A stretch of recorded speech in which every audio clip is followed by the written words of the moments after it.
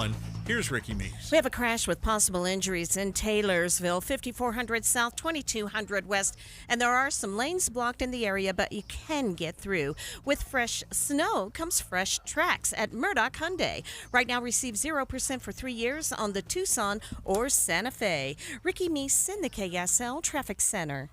And our KSL weather, mostly sunny and seasonable with highs in the 40s. No serious chance of rain until Thursday. Right now, we're looking at 39 degrees with mostly cloudy skies. I'm Dan Bomas from the KSL Common Spirit Health Studios. Listen online at kslnewsradio.com. We're Utah's news, traffic, and weather station. Inside Sources. Inside Sources. America's voice of reason. Boyd Matheson on Utah's home for elevated conversation. Inside Sources on KSL News Radio. Well, the headlines over the weekend from former President Donald Trump over the NATO alliance has sparked a big backlash and a lot of chatter and clamor from both the political left and the political right. But it's time to get past the headlines. As always, as we begin the week, we want to look at the hype. We want to look at the harm that's actually being done by these kinds of comments. And most importantly, what does it actually mean? And what should we be having the conversation about when it comes to the United States' involvement with all kinds of international organizations? Let's begin. Think you know the news of the day? Think again with Boyd Matheson on KSL News Radio.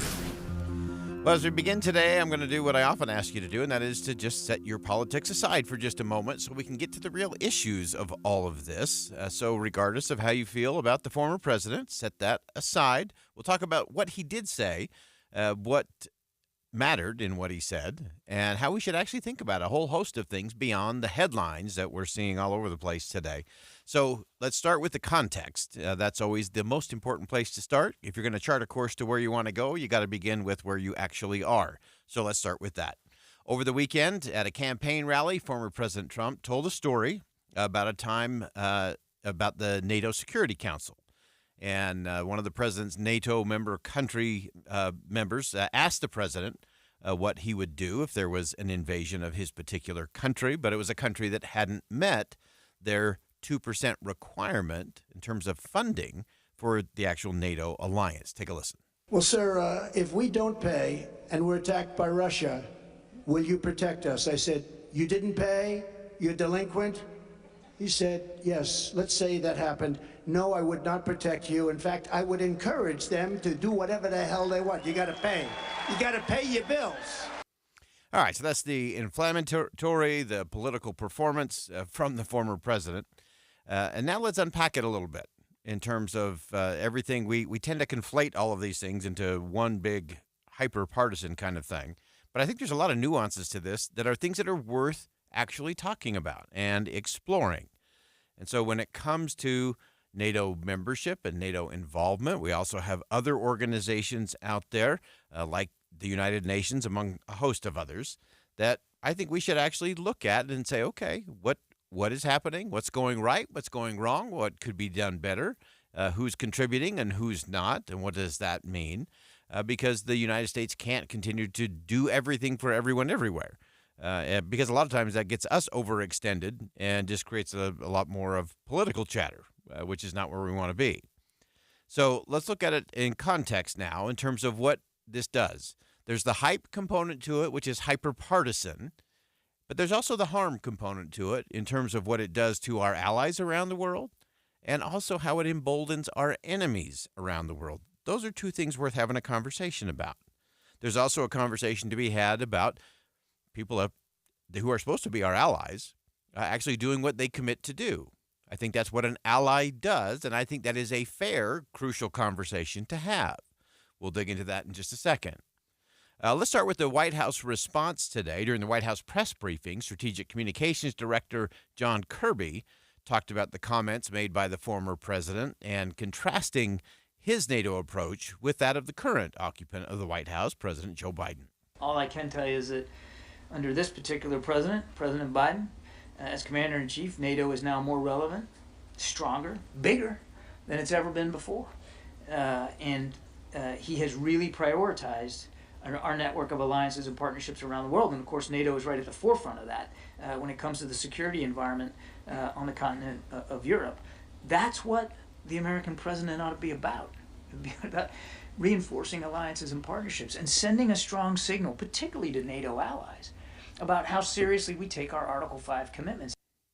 Now, when John Kirby says Article 5, that is part of this NATO treaty, North Atlantic Treaty Organization, 31 nations, all of them in Europe, by the way, with the exception of the United States and Canada, that if one of those member nations, one of those 31 nations, were attacked, an attack on one would be countered by the theory that it would be an attack on all, that we would all come together in support. So that's an important piece of the equation to understand what NATO is, what that's all about. Now, it's also important to look at what the former president was alluding to in terms of member nations actually paying their fair share, so to speak. Sort of sounds like some tax policy questions we tend to have around the country. Who's paying their fair share and who isn't? Well, really interesting. Back in 2017, when Mr. Trump took over as the president of the United States, there were only 4 countries that were actually meeting their commitment in terms of what they were contributing to the NATO alliance. And that was the United States, Greece, the UK, and Poland. 7 years later, there has been a number of changes. There's now actually 8 countries who are meeting the threshold. Again, U.S., the UK, Greece, Poland, Latvia, Lithuania, Estonia, and Croatia. So there has been some improvement there in terms of who's paying and who's not.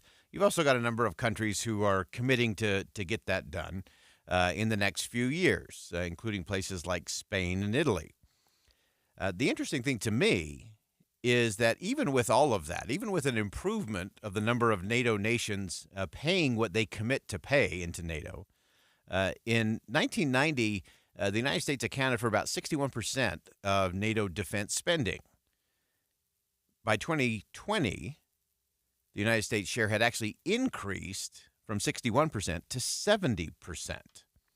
So even though you have a few more countries contributing as they promise, the United States is still carrying the boatload. I mean, the mega boatload. Over 70% is being funded by the United States. And so those kinds of things are an interesting part of the question and part of the equation. So I think it's fair for the former president to ask who's really an ally and who's really keeping their commitment in terms of what they said they would do. Now, the other part of that equation, which I think is equally important, and that is what is the hype and what is the harm? I think the greatest part of the harm in all of this is the undermining of confidence and trust in the United States from our allies around the world. And we've seen this from both Democratic and Republican administrations. I think what the Biden administration did in leaving Afghanistan left a lot of people questioning the United States' commitment to key allies at critical times. We've seen that in other places in Asia Pacific. We've also seen it in the Middle East. And so the question then is, if we're undermining that confidence, will the United States really show up like they say they will? That creates uncertainty. The other part of the harm is that whenever there's that kind of hesitation or vacillation of whether or not the U.S. will stand up to its commitments, it emboldens dictators, thugs, and bad guys around the world. So don't think for a minute that this is simply about Vladimir Putin. This also impacts President Xi in China, the leaders in Tehran, and other places around North Korea. And so the allies and alliances, I think, is an important thing. We can question spending. We can question commitment. We can question all of those things. That's fair game. That's part of crucial conversations we should have. So we shouldn't conflate everything into just one polarizing political speech. That's not helpful. Let's just be clear. But we also have important, crucial conversations we have to get to in terms of the reality of what we're doing, who it's helping, and what is actually in the best interest of the United States.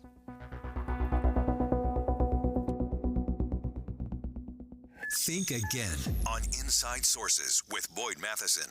Imagine yourself here. Through traffic all the way to the finish line and let it up and in. On us. Score your tickets to Wednesday's Jazz Lakers Showdown. Listen to Utah's Morning News Tuesday and Wednesday at 8:45 for your chance to win. Jazz Lakers tickets from Utah's Morning News and KSL News Radio. Getting your biggest tax refund from Jackson Hewitt can lead to some spirited reactions. Jackson Hewitt! Jackson Hewitt is so sure they'll get you your biggest refund that if they don't, you get your money back plus $100. Jackson Hewitt! Switch to Jackson Hewitt and we'll beat what you paid last year, even if you filed online. Ain't nothing to it. Switch to Jackson Hewitt and pay less for tax prep, guaranteed.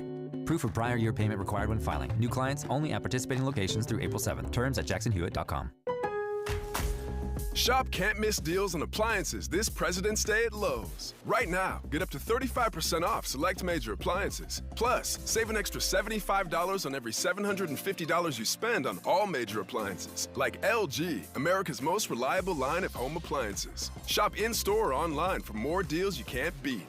Lowe's knows savings. Lowe's knows home improvement. Valid through 2/28. Savings vary based on purchase amount. Exclusions apply. See Lowe's.com for more details. Are you prepared for an emergency or disaster? Because it's not a matter of if, but when. Don't find yourself saying, when the storm rolls in, my time to find a pet-friendly evacuation center will have run out. The scorching heat wave will leave me powerless to cool my insulin. I'll face a hurricane without meds. Now that's a tough pill to swallow. Let's prepare so we all have a better story to tell. Get started at ready.gov/older adults. Brought to you by FEMA and the Ad Council. God, I'm so stressed. It's a brand new year and our business is busier than ever. Ooma. What is that? Meditation? I'm recommending the Ooma cloud phone system with auto attendant and more than 35 features. Ooma? Yep. Switching to Ooma is a cinch. Starts at $19.95 per month per user, plus taxes and fees. Ooma. Now you're feeling it. Visit Ooma.com. That's OOMA.com to learn more. Ooma. Smart communications for the smarter business. Many people, Amanda, I think, start each new year with one of two resolutions. One is to lose weight. The other is to save money. Yeah. And if you struggle to do that in the past, UCCU has an automatic way to help you. I have used these wonderful savings goals, savings accounts at UCCU so many times. In fact, I just set one up. It's so easy. You just go and you tell it, what are you saving for? So right now I'm saving for a senior trip for my youngest son. Mm-hmm. And I tell it, I have until June of 2025. I want to save this much money. And then it will tell you, all right, well then every month or every other week or whatever you want to do, you have to set aside this much and it will automatically take it out of your savings account. You can have as many accounts as you want, name them whatever you want. And let's just say you want to save $600 this year. Right. $50 a month will automatically go in and you're reaching your goals. You haven't done a thing. This is the way to save money and not feel it, which is the way to be successful. So to get started, just log in to their online or mobile banking and click on any of the goals to begin. UCCU.com. Utah Community Credit Union. Love where you bank. When was the last time you gave your carpet the love and attention it really deserves? Not only is your carpet one of the biggest investments in your home, but it's also the biggest air filter in your home. If your carpet hasn't been professionally cleaned, you're breathing in all sorts of nasty dirt, dander, and germs that keep recirculating again and again. Lucky for you, Zero Res is going to spread the love to you and your home with their February special. Don't think vacuuming or DIYing will suffice. Call the pros. Zero Res has over 7,400 Google reviews with a 4.8 rating. This month, it's $33 per room cleaned, plus a fourth room free with promo code 4FREE24. And don't forget about your air ducts. Take $50 off your air duct cleaning with promo code CLEAN-AIR. Call ZeroRes, 866-ZERO-RES, or online at ZeroRes.com and say you want the KSL special, ZeroRes. Spelled backwards or forwards, it's the right way to clean. It's first and goal at the 10-yard line with seconds left on the clock. Your running back is poised for a game-winning touchdown, but before you can make the snap, the opposing team just takes the ball and locks it inside a safe? Then they won't give you the combination unless you pay them $10,000? That's how ransomware works. And in 2021, 2 out of every 3 organizations fell victim to ransomware attacks. Protect your business with the Les Olson Security Suite from Les Olson IT. Learn more at lesolson.com. It's time for the Sportsman's Vacation and RV Show, February 16th through the 19th at the Mountain America Expo. Save $2 at UtahRVShow.com. 2 years ago, Americans watched in horror as a crisis unfolded at the Kabul airport. She was tear-gassed and beaten. Images of thousands desperate to escape Taliban oppression filled our news feeds. More than 80,000 Afghans made it to America. But the story didn't end there. It was very cold. There was no power, no heat. Who would help our newest neighbors? I'm Andrea Smartin. In Stranger Becomes Neighbor, you'll hear the stories of some remarkable refugees who left their homes and their dreams behind, only to start over from zero. Their only possession was 3 blankets. And you'll meet Americans who stepped up to help them. You want me to come when you deliver your baby. What can one person do in the face of an international disaster decades in the making? That's Stranger Becomes Neighbor. Find us at kslpodcast.com, follow us on Apple Podcasts, or anywhere else you listen. With the 3 things you need to know this hour, I'm Dan Bomas. First, a bill that would let Utah negotiate with other states for water supplies would bypass Utah's open records laws. Second, Utah's state parks set new visitation records last year. And third, President Biden is blaming MAGA Republicans for holding up a bill on border security. Right now, 39 degrees, mostly cloudy in Salt Lake City. Back to Inside Sources on KSL News Radio. Get deeper insights on the news from Inside Sources. Welcome back to Inside Sources here on KSL News Radio. It's great to be with you today, as always. I am Boyd Matheson, and we're going to take an interesting look in this segment about apprenticeship programs and why I think they're so important on one hand, and why we may be following, once again, the pattern of when something starts to work, someone shows up and says, I'm from the government, I'm here to help, and everything begins to unravel. I have long been an advocate of apprenticeship programs. I think they go back to the founding of this country. Look at some of the great leaders in our nation's history. We're part of apprenticeship programs, whether as printers or smiths or tradespeople. I think an apprenticeship program can meet the needs of some of the crucial portions of society and those that are looking for things. And we've kind of categorized apprenticeship programs as if it were only something to do with building. And it's not. There are a host of places where apprenticeship programs can be incredibly helpful. Well, they've been increasing in popularity of late, especially as higher education costs have been skyrocketing, and people have started to wonder and question some of the value of what's invested in a 4-year college degree, and does it really advance you, and can you really pay that loan back? And all of the debates we've been having around the cost and effectiveness of higher education, those things need to continue to happen. At the same time, people have found and have been looking at, well, how else can we get people up to speed so that they can be effective contributing forces in the workforce, as well as provide a nice living and a path to upward mobility. That's sort of the name of the game in this country. Build your own version of the American dream.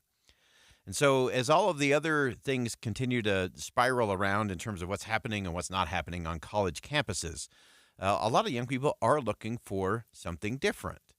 And so we want to dig into this just a little bit further in terms of apprenticeship programs, what's going on in the country. And now that they are gaining some traction, again, well just beyond kind of the building and trade associations, why government is suddenly leaning in a big way and how that might actually be detrimental to what we're trying to do. There was a fantastic piece today at thehill.com. Robert Lerman, who is with the Urban Institute, Washington, D.C.-based think tank. They do all kinds of things around economic and social policy. And I love their approach to a lot of things because they're doing research for what they like to call open minds. They like to shape discussions and offer solutions. Not meaning they have them all, but they want to be a place where that can happen. So Robert Lerman is a professor of economics at American University, senior fellow at the Urban Institute. And in his piece today, he started to question some of these things. Until recently, of course, apprenticeship programs in the country were, again, mostly in the construction trades.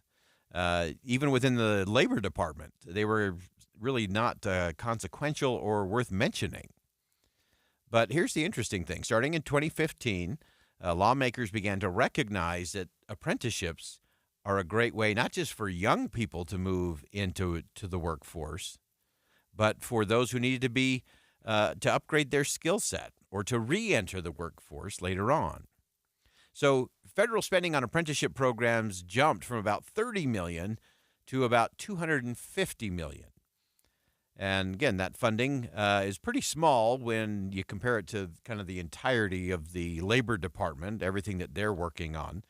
Pretty small, drop in the bucket. Job Corps alone is like a $1.7 billion effort. But the interesting thing to me and the problem, in my view, is that now that they are spending more money on apprenticeship programs, the Labor Department is leaning in heavy to all kinds of new challenges to actually make these things work. Again, I go back to those feared words of I'm from the government and I'm here to help.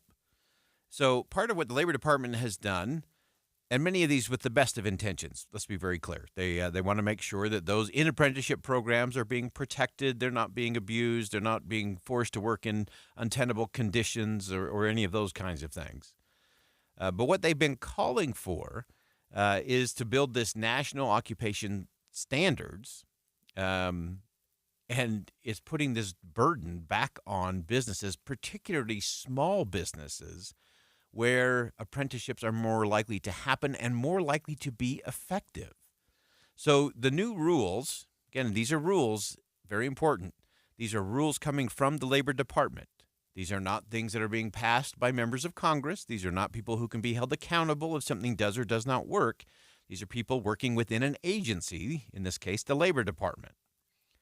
So these added requirements are causing businesses to really question whether they want to be part of an apprenticeship program, because suddenly there is a whole host of paperwork and regulation that has to be followed and tracked. It actually puts a lot of small businesses completely out of the realm of being able to participate because they don't have an army of people they can throw at the problem. And so it's one more example of where new rules don't really get the job done. They may be well-intentioned. I'm all for that. We want to have oversight. Government has a role. I totally get all of that. But the interesting thing is that unless an employer is really willing to hire someone who's not trained yet and is willing to pay them before they get up to speed, most businesses only want you when you have exactly what they need for the job they're offering you. But in an apprentice program, businesses are saying, hey, even if you don't have the skills, come be an apprentice. Work with us. We'll pay you, and we'll help you get all the skills you need so you can continue to move forward. So the model is there, but the problem is we're putting new layers, additional layers of government regulation and red tape that really put it out of reach, especially for small businesses who can both benefit from having an apprentice, but also are best positioned to produce some real results for those in those programs.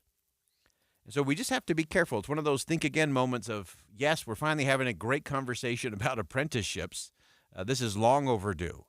And there are so many who can benefit from it, so many small businesses that will benefit from it, so many communities and families that will benefit from really robust focus on apprenticeships as opposed to only college degrees. But if we make it so complicated, so difficult, so laborious, so time-consuming, those businesses, especially small businesses, which are the heart and soul of this country and our economy, are going to opt out again. Say, well, we can't afford it because we'd have to hire a full-time person just to do the tracking and the reporting. The other thing that the Department of Labor is suggesting is that in order to actually track this, that you would have to have these businesses not only file all kinds of extra paperwork, they would also have to go through all of their financial statements. And I don't know any small business who's going to say, yeah, for the sake of one apprentice, I'm going to open up all of my records to the Labor Department. Just not going to happen. And so it's just one more example of where we need to get and the kind of conversation we need to have. Best of intentions, but be careful because that oversight, unelected people within the Labor Department may be preventing those who could really benefit from an apprenticeship program, and a small business that could really add value to an individual and to a community are going to opt out because it's just too big a burden to bear. So always be careful Apprenticeship programs are worth checking out. They're a powerful force and can be a bigger force, I think, in our economy. All right, we'll step aside for some bottom of the hour news. More Inside Sources coming up next. Stick around.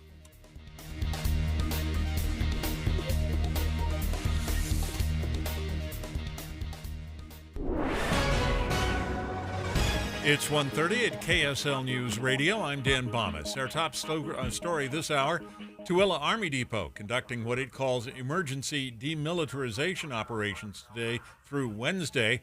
It hasn't said just what kinds of munitions are being destroyed, but it says nearby communities may hear detonations and see smoke. A 12-year-old boy had serious burns to his leg after dumping gasoline on a campfire in Hurricane. Captain Tyler Ames with the Hurricane Valley Fire District says there are safer alternatives for starting campfires. Lighter fluid, charcoal starter fluid, stuff like that you can use. But, yeah, we would never advise to dump gasoline on an already active fire. The boy was taken to an area hospital, was since taken to a hospital with a burn unit in Las Vegas. Our top national story this hour from ABC News. New data from the National Association of Realtors shows single women own more homes in the United States now than single men. Kristen Holmes just bought a home in Hyattsville, Maryland. The first thing is having a plan, each month saving a little bit more, and also working with lenders and understanding what goes behind buying a home is what led me to it. My mom always says, if you fail to plan, you plan to fail. 50 years ago, single women in many places weren't allowed to get mortgage loans on their own.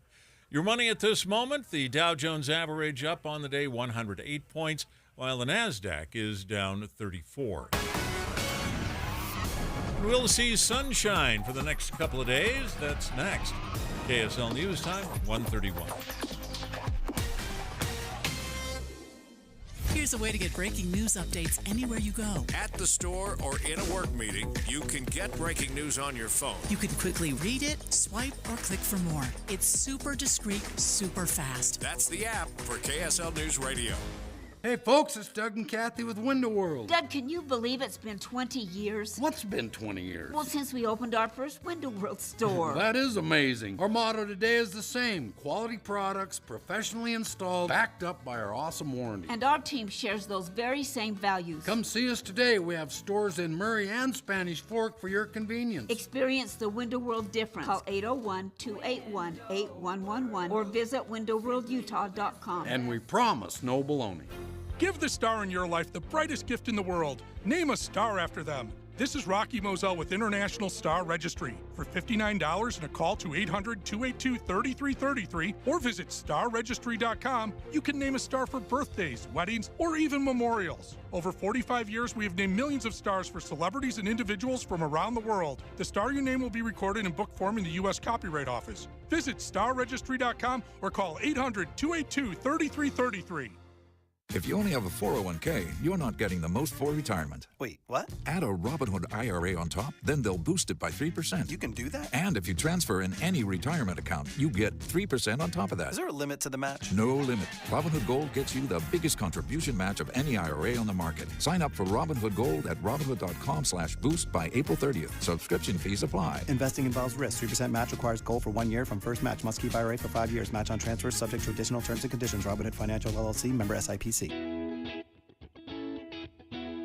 For John's 60th birthday, his family planned to drive down Old Route 66. But the trip took a detour when his wife got sick with RSV. It's a highly contagious virus that can lead to breathing problems and hospitalizations.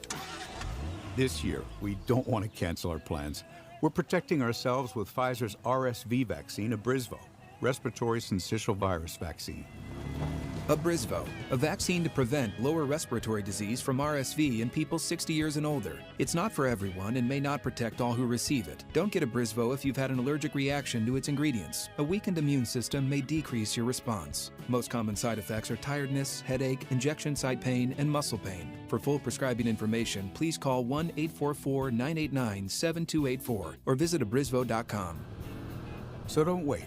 Ask your pharmacist or doctor about Pfizer's RSV vaccine, Abrysvo, because every breath matters. Any Hour Services can help you make sure your furnace keeps you warm this winter. Whether you need a tune-up, a repair, or a second opinion about replacing it, call Any Hour Services or visit anyhourservices.com. Traffic and weather together, brought to you by Sinclair's Dino Pay app. Save up to 20 cents per gallon. Here's Ricky Meese. We've had emergency crews on the scene of a crash with possible injuries. Northbound Bangerter Highway at California Avenue, a left lane is blocked to traffic. Imagine pop, rock, and jazz hits with the full power of the Utah Symphony. Get your tickets at utahsymphony.org/pops. Ricky Meese in the KSL Traffic Center. KSL weather, mostly sunny, highs in the 40s, no serious chance of rain until Thursday. Right now, 41 degrees, mostly cloudy. I'm Dan Bomas from the KSL Common Spirit Health Studios. Listen online at kslnewsradio.com. We're Utah's news, traffic, and weather station. Get deeper insights on the news from inside sources.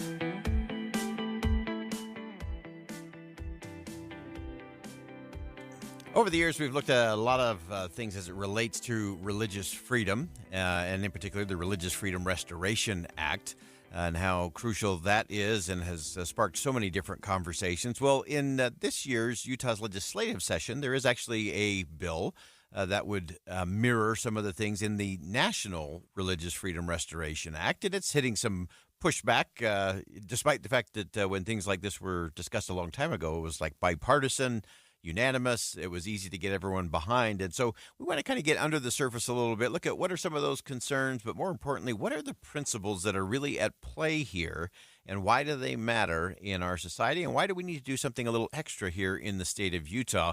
As always, we turn to a friend of the show, William Duncan, of course, is Sutherland Institute's Constitutional Law and Religious Freedom Fellow, and one of the smartest people I know. And Bill, welcome back to the show.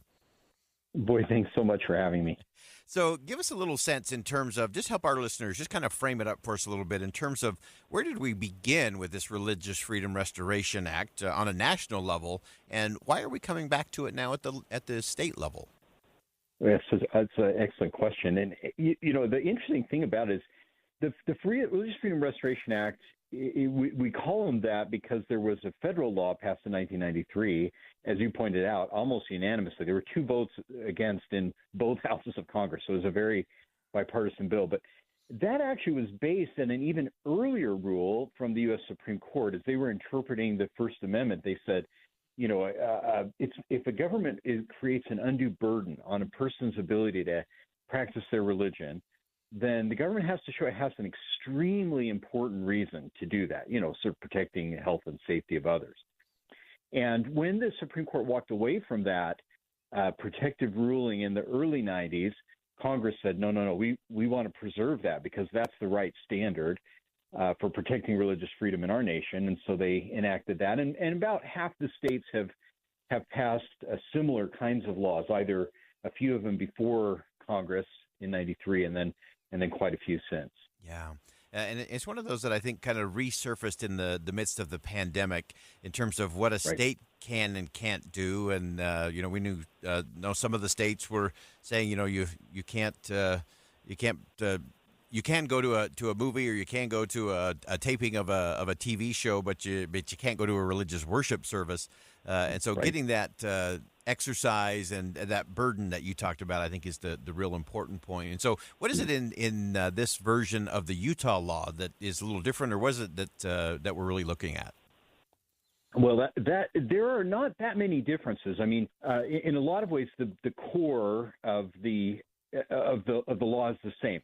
We think there's still some adjustments being made. That Senator Todd Weiler, the sponsor of the bill, mentioned on in the Senate debate that there probably will be some adjustments made just to make sure that it's inclusive of all the kinds of, you know, protections that are needed. But what I think is positive about this is that the Religious Freedom Restoration Act passed by Congress only covers state action, and so if a state agency or a city or county were to do something, probably inadvertently, but possibly even on purpose to limit someone's religious freedom, there would be protections in the law that don't really exist now, or certainly not in the in the careful, clear way that they're going to be presented in this bill. Yeah. One of the things that has been brought up, and to me this is one of those areas where we just have to get to the principle of it and not just the political clamor and chatter around it.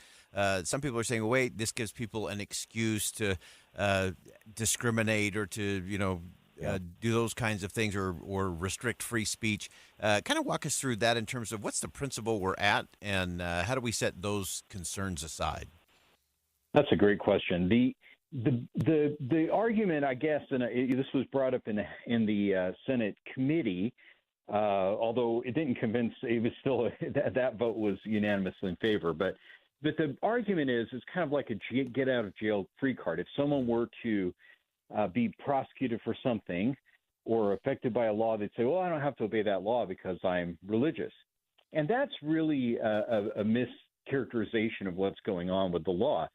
Of course, on the one hand, anybody can claim that, they if they do something wrong, that they have a justification for it. But there's no guarantee under this bill that anyone would get away with that because the bill clearly makes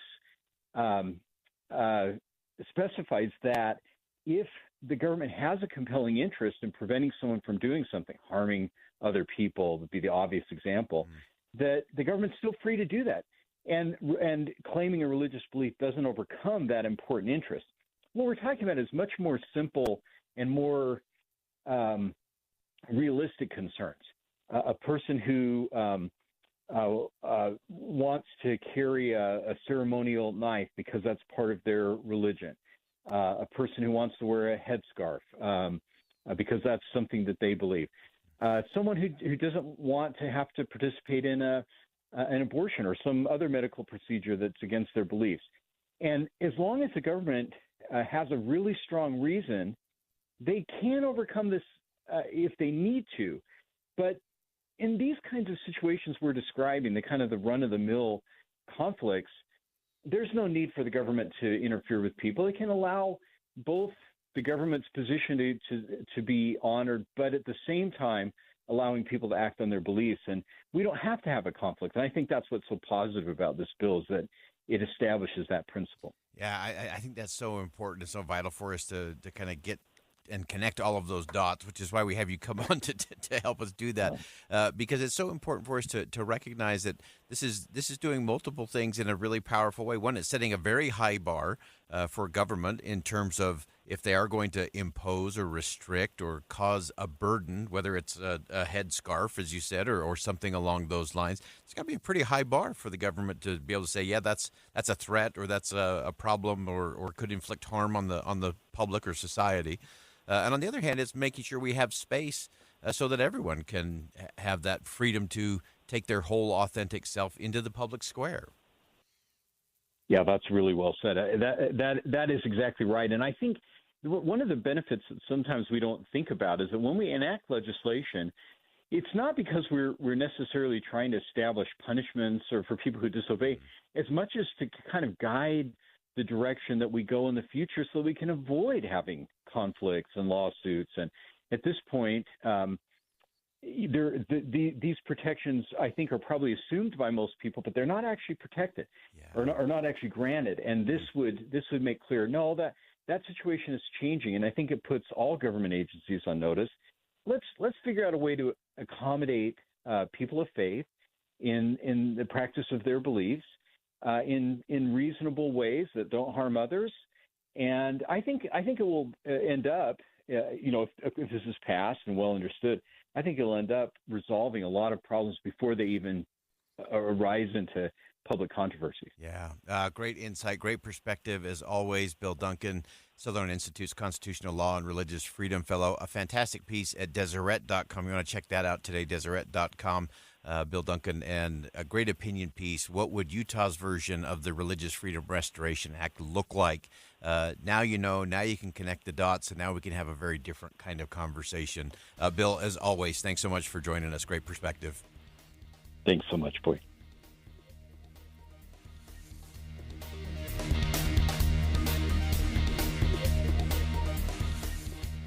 The battle at the border intensifies. Curtis was shocked to find out how much control cartels have. And Utah's Governor Cox is sending some help. Soldiers will be heading south toward the end of the month. Get breaking details with Tim and Amanda mornings 5 to 9 and the latest updates with Jeff Kaplan afternoons 3 to 7. We have you covered on KSL News Radio.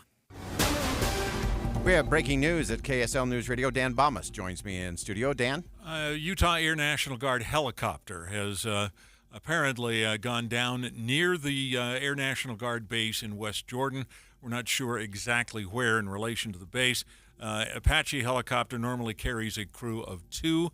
We have emergency vehicles on the scene, but we don't have any information about injuries. Again, this is right next to the Air National Guard base in West Jordan, an Apache helicopter down this afternoon. We'll have more information on this coming up at the top of the hour. I'm Dan Bomas, KSL News Radio. Healthcare with human kindness is here. It's at Common Spirit Health. Hospitals, clinics, and caregivers all connected to advance healthcare in Colorado, Kansas, and Utah. Together, we have a common purpose, partnering with you in health and healing using powerful medicine, powerful technology, and the greatest power of all, human kindness. You'll know it when you see it, because human kindness is in every care site and in every caregiver. Common Spirit Health. Hello, human kindness. Okay, that's good. Whoa, Dave! Sorry, I'll go grab some paper towels. You can't let Dave pour things. He works at JCW's. They fill stuff up past the brim over there, like their milkshakes. They're thick, rich, and oh my gosh. Delicious? Oh no. Dave's filling up Crystal's car for her. Dave, stop! Hey, this is Clark for JCW. Stop into any of our 5 locations today. We're located in American Fork, Thanksgiving Point, Provo, South Jordan, and our new location in Harriman. Come in and see why at JCW's we believe in quality and a lot of it. Ah, the life of a small business owner. Keeping the lights on, calling all the shots. And then there's workplace accidents. 500-degree ovens, rusty nails. Danger lurks around every corner. Workplace accidents can happen, but there is an easy way to keep your employees covered. Talk to your agent about workers' comp coverage from Pi, or go to piinsurance.com and get a quote. Safety first, then Pi Insurance. Individual rates, offerings, and savings may vary, subject to policy terms and conditions. Not available in all states and situations. Hey, I'm Andy. If you don't know me, it's probably because I'm not famous. But I did start a men's grooming company called Harry's. The idea for Harry's came out of a frustrating experience I had buying razor blades. Most brands were overpriced, overdesigned, and out of touch. At Harry's, our approach is simple. Here's our secret. We make sharp, durable blades and sell them at honest prices for as low as $2 each. We care about quality so much that we do some crazy things, like buy a world-class German blade factory. Millions of guys have already made the switch to Harry's, so thank you if you're one of them. And if you're not, we hope you give us a try soon. Harry's is available online and in-store at a retailer near you. Get a $13 trial set for just $3 at harrys.com/news. That's harrys.com/news.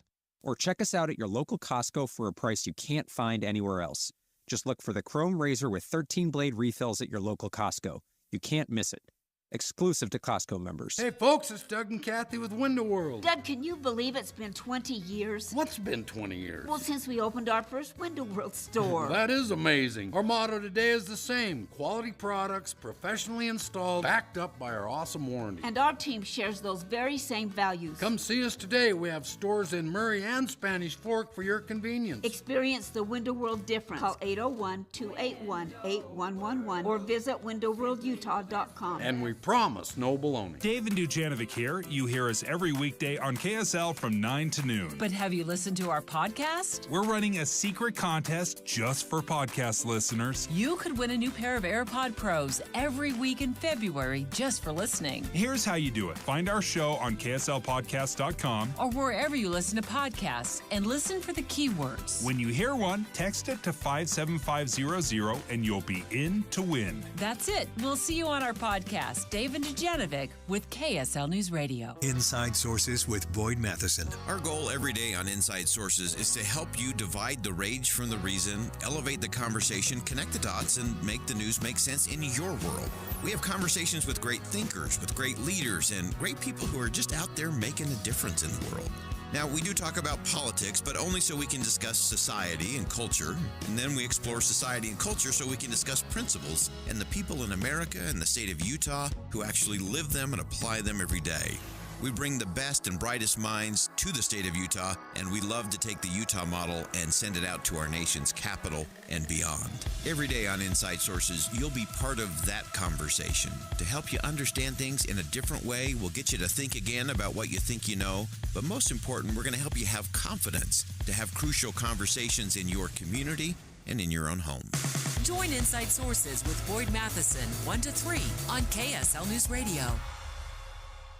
Mom and Dad used to argue about everything, especially about Dad's drinking. My family went from totally crazy to quiet, calm, and even peaceful when Mom started going to Al-Anon family groups. I wanted a better relationship with Dad, so I asked Mom if she would take me to her Al-Anon meetings or to Alateen. I'm sure glad I did. Is someone's drinking troubling you? You might be surprised at what you can learn in an Al-Anon or Alateen family group from people just like you. Call 1-888-4-ALANON or go to alanon.org. Hear elevated conversation on crucial issues. Boyd Matheson on Inside Sources. Welcome back to Inside Sources here on KSL News Radio. It's great to be with you today. As always, I am Boyd Matheson. You know, the border situation, I know it can feel like it's so far away from us up here in the state of Utah. And oftentimes, I think it actually feels like places like Texas and Arizona, they're just far away and they just need to get along with their neighbors and deal with things at the border. Yet we also have to recognize the reality. The federal government is stranding places like Texas with a $4 billion bill in the last 2 years, and not a whole lot of relief in sight. And so as we round out the show today and for the week, we're going to do something we've only done twice in history. So this is the third time in history. I'm going to share the monologue. We have Representative John Curtis, who introduced a border bill this past week and then has been down in Arizona at the border and is just back to the state of Utah. And Representative Curtis, welcome to the show. Oh, Boyd, so great to be with you. And I wish we had an hour. Well, good. I'm just going to say on your mark, get set, go. I know you had a lot of things going on this week, both in D.C. and at the border. Give us the rundown. Well, I've just returned from the border, and I'll tell you, I've been there 3 times. This is my 3rd time, and I learned so much. And the bottom line is we have abdicated the control of the border over to a criminal organization. And the sheriff down there actually said, we don't have an immigration problem. We have an organized crime problem. And I saw firsthand that the cartels, the drug cartels, are the ones making decisions about who comes, when they come, where they come, and even if they come into our country. And that's just a really bad place to be. Yeah, I want to unpack that a little bit. There's a lot there. Not just a border problem, not just an immigration, an organized crime problem. Unpack that a little bit for us. Yeah. So what's happened is the cartels on the Mexico side of the border have this system where they charge people to get them across the border. And the lowest amount that you would come across for is about $5,000. The most would be $50,000 or $60,000. And the discrepancy comes in where you're coming from. If you're Chinese, you pay more. If you want the nice package, you pay more versus the economy package. And if you don't pay that, you don't cross the border. As a matter of fact, and I verified this with 2 different sources. They will shoot, the cartels will shoot anybody who comes across the border without them. And it's just a really unfortunate situation for humanity, for those people coming across the border, for those in those border states, for the entire United States. And that was my aha moment was, all the things you hear about, the fentanyl that comes into Utah is accurate, the number of people that's all coming. But my aha moment was there is actually somebody controlling our border, and it's not us. Wow. If organized crime is controlling the border, and then we have a whole different set of problems and things that we have to deal with. And to me, that is a humanity crisis. If it's the cartels who are deciding who comes across and who doesn't, if the cartels are willing to shoot people trying to cross without them or without paying their fees, we're in a completely different humanity spot in all of this. Yeah, Boyd, listen, I learned, I knew it was bad, but I learned that 60% of the women coming in these caravans are sexually abused. and we're sending unaccompanied children. I don't know what it's happening, but it's not good. And we're not only allowing this, we're actually encouraging it by our policies. Yeah, and I think that's that to me that is the next phase of that conversation is now how do we get to the policy discussion around all of this in terms of what needs to happen? I know you introduced some things this week, so kind of give us a sense of the policy and the principle part of this. So we asked over and over again, what can we be doing as Congress? And without exception, they all responded with the exact same thing, and that is the Remain in Mexico policy. We talked to sheriffs, we talked to BLM, we talked to Border Control, everybody we spoke with said, if you would institute the Remain in Mexico policy, 90% of this would stop tomorrow. And that's without spending a dollar, right, on our side, let alone, the infrastructure. By the way, one of the things that was fascinating to me, the section of the border that we pulled up to had a wall, and it's the wall that you would all see in your mind. It was built by President Obama. Next to that, way down the line, was a section built by President Trump. And then next to that, way down the line, was no wall at all. And on the ground were rows and rows and rows and rows of pieces of the wall that had not been constructed, just sitting on the ground. And so, the wall was hardly even a piece of our conversation. We did ask about it, but that's not what they, that wasn't the point of conversation for them. It was policy. So good thing. This is simply some policy and some very simple policy that would dramatically change this. Yeah, I mean, just re-implementing the Stay in Mexico policy, I think completely changes the dynamic on so many of those fronts, on both sides of the border, by the way. And I know one of the things that you introduced this week was to help some of these states with some of these massive, expensive. Give us a little sense of that conversation. Well, it's as if the governor and I were reading each other's minds. I didn't know that he was about to make that announcement, but the bill that we put in said that states, the federal government, they're assisting at the border. You mentioned $4 billion for Texas. Can you imagine? And that is the federal government's responsibility. So my bill would simply say, the people responsible need to be paying for this. Yeah. And if the Governor Cox sends help down there, the federal government should be paying for that as well. Yeah, no question about that. Give us some sense of some of the other conversations or some of the other aha moments. I mean, these are pretty stirring and pretty stunning. We get so lost in the politics and the chatter and clamor of walls and all of that we're really missing the principle and the policy discussion. I'll tell you something that not a single member of Congress had heard about before we went down there is the impact to trade between Mexico and particularly all of the United States, but particularly these border states. We heard from members of the Chamber of Commerce and things that this is devastating to trade. Arizona's largest trading partner is Mexico. And when we have these problems and in shutting down ports and things like that, like they're doing in Texas, it totally kills the trade.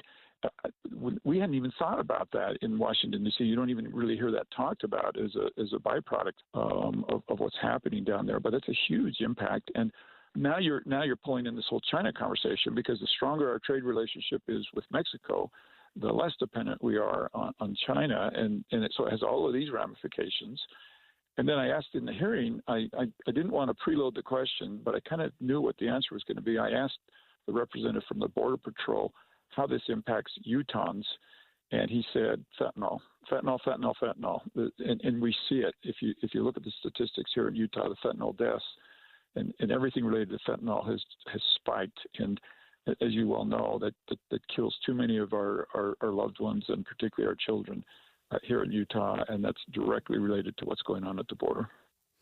That's my conversation with Utah Representative John Curtis. That was from Friday. He had literally just gotten off the plane coming back from the border there in Arizona. And I just thought that was such an important capturing of some unique components beyond the headlines when it comes to border security and immigration. And big thanks to Representative Curtis for joining us again as he was coming off the plane on Friday.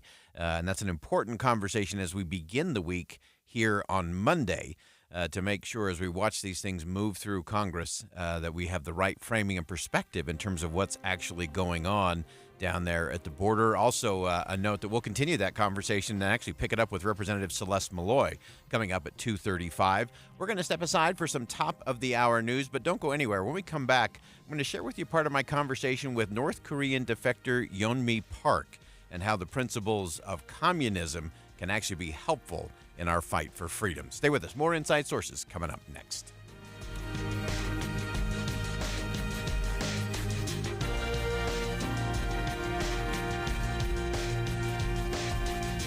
KSL FM Midvale. KSL Salt Lake City. From the KSL Common Spirit Health Studios, this is KSL News Radio. Utah's news, traffic, and weather station. It's 2 o'clock at KSL News Radio. I'm Dan Bonas. KSL's top story this hour. And we have breaking news. The Utah National Guard has now confirmed that one of its helicopters, an Apache AH-64, has gone down near its base at the South Valley Regional Airport in West Jordan. Now, we have limited word on injuries, but what we do know is that there were no fatalities, and there are emergency crews on the scene treating the two pilots. The Apache helicopter normally carries a crew of 2. A bill to keep teachers' opinions out of the classroom is advancing. It would prevent teachers and school staff from displaying or teaching a political or social belief. Representative Jeffrey Stenquist is the bill's sponsor. He says restrictions on political conversations are a normal thing. Teachers are employees, and it's very common that employers can put limitations on types of discussions and displays and things like that, political speech in a work environment. Opponents of the bill say it infringes on the First Amendment rights of teachers. Our top national story this hour from ABC News. Police have released more information about a shooting at the Houston megachurch led by Joel Osteen. ABC's Jim Ryan says that does not include the suspect's name. Members of Lakewood Church were headed into the sanctuary when the chaos erupted. A woman in her 30s, a young child at her side, started shooting and was immediately confronted by 2 off-duty law enforcers who shot her. Before she died, she threatened that she had a bomb. Houston Police Chief Troy Finner. We searched her vehicle and also the backpack. No explosives were found. The child who was with the woman was critically wounded. Jim Ryan, ABC News. Your money at this moment. The Dow Jones average up on the day now 126 points, while the NASDAQ is down 48. And our KSL weather, sunshine for the next couple of days. KSL News Time, 2:02.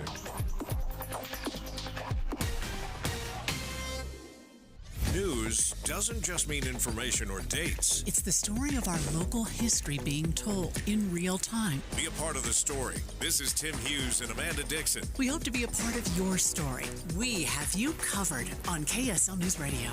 For the ones who get it done, the most important part is the one you need now. And the best partner is the one who can deliver.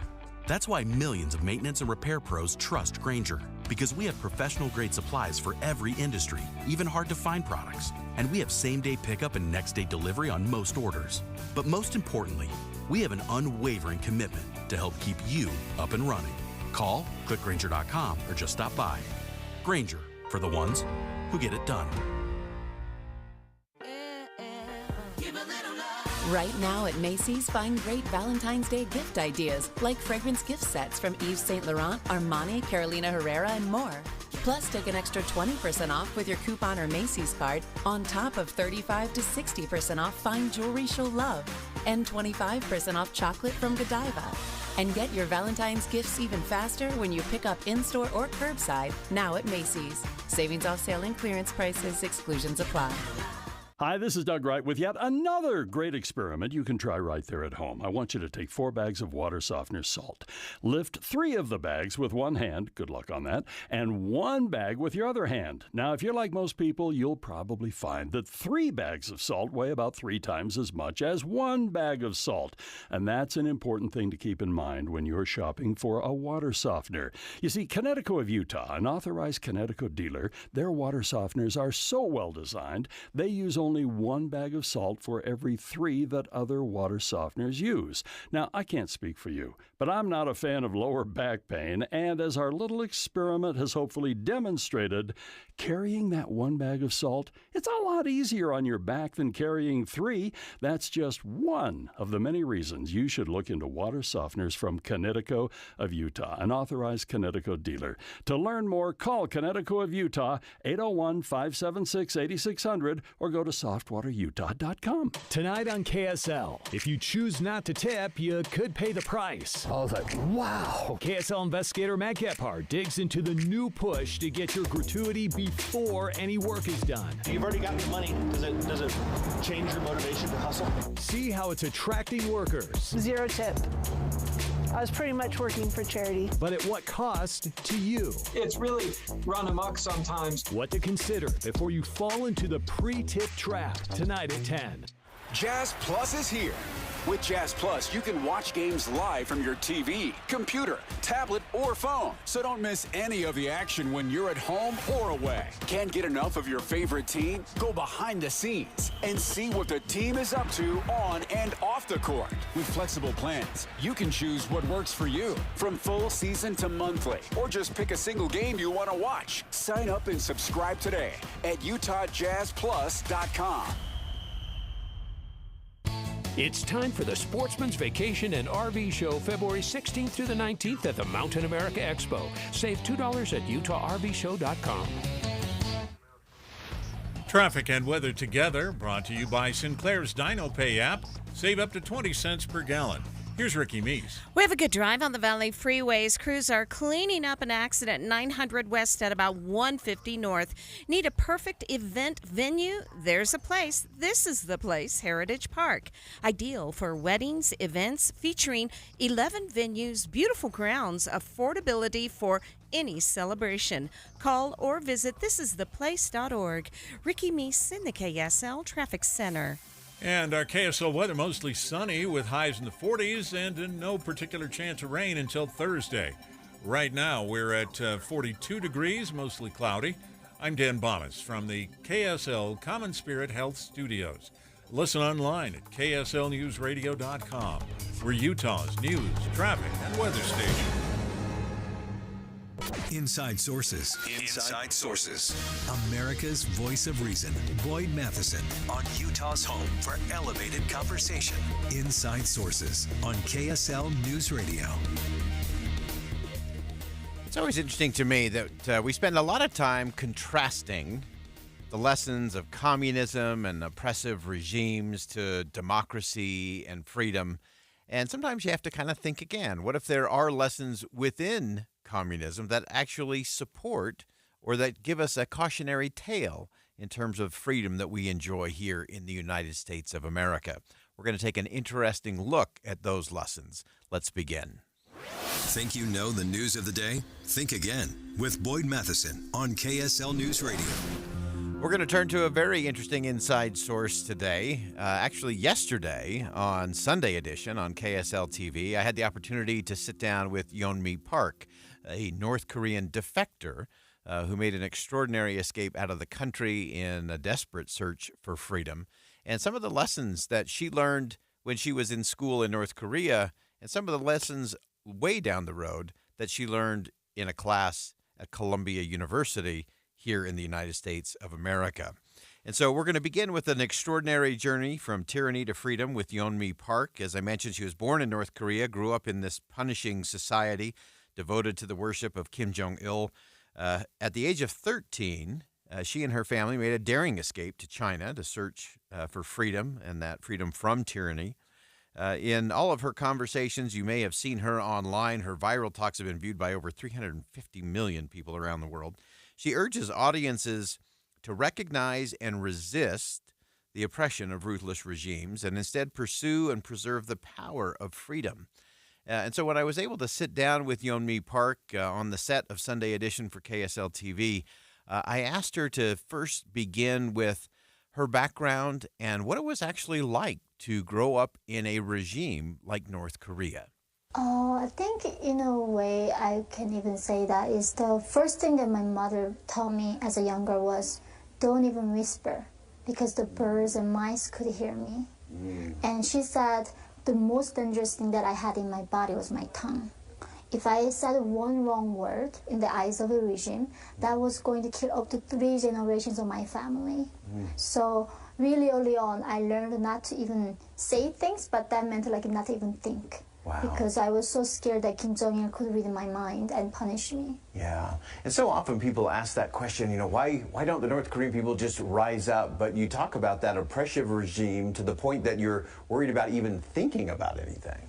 And also to the point that the oppression that we talk about when it comes to North Koreans is not even similar to like Venezuela or Cuba. People in North Korea, they don't even know that they are oppressed. They don't have the word to describe what oppression is. So if you don't know you're a slave, how do you fight to be free? And that is the thing in North Korea. People don't know they are living under the dictatorship. They don't know that they have rights as human beings. And we don't even have internet. Have you ever seen the picture of North Korea at nighttime? Like it's the darkest place in the world. So we don't even know that outside the world like this exists. And that's why there has been no revolution over the last 80 years. Yeah, and that's so interesting. I've heard you talk about it in the context of even something like compassion. You have to, all these things you have to be taught, these principles. Yeah, I think that's the thing. Like, I was born in 1993. That was after the Soviet Union collapsed. And until Soviet Union's collapse, they were subsidizing North Koreans' economy.